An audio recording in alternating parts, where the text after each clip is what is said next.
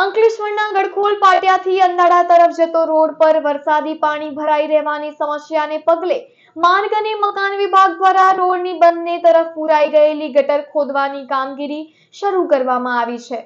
અંકલેશ્વરના ગડખોલ પાટિયાથી અંધાડા તરફ જતા મુખ્ય માર્ગ પર વરસાદી પાણી ભરાવાની સમસ્યાને પગલે માર્ગ અને મકાન વિભાગ હરકતમાં આવ્યું છે। માર્ગની બંને તરફ લાંબા સમયથી પુરાઈ ગયેલી ગટરોને ખોદવાની કામગીરી શરૂ કરવામાં આવી છે।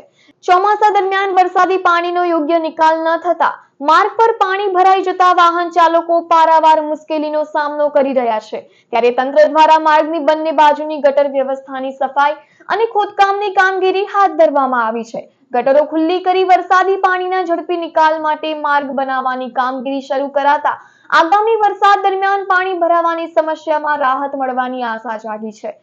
આ તરફ તંત્રની કામગીરીને કારણે આસપાસની સોસાયટીઓમાં પાણી ભરાઈ જવાની ચિંતા સ્થાનિકો વ્યક્ત કરી રહ્યા છે, કારણ કે ગટરમાંથી પાણીના નિકાલની સુવ્યવસ્થિત વ્યવસ્થા ન હોવાની રજૂઆત સ્થાનિકોએ અધિકારીઓને કરી હતી। માર્ગ મકાન વિભાગના ડેપ્યુટી એન્જિનિયર તરીકે અહીંયા અમે કામ કરીએ છીએ। સદર રસ્તો MDR કક્ષાનો રસ્તો છે અને આ કેનાલની બાજુમાંનો જે મેઇન ગડખોલ પાટિયા સુધી જોઈન્ટ થાય એ રસ્તાની હાલત અત્યંત ગંભીર છે।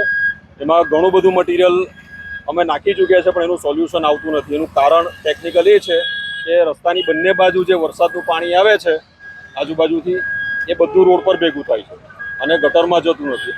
અને આ જગ્યા તમે જોઈ શકો છો કે જ્યાં અમે હમણાં ગટર પાડી છે એ ઓલરેડી ગટર હતી જ પહેલાં અને તેને પૂરી દેવામાં આવી છે।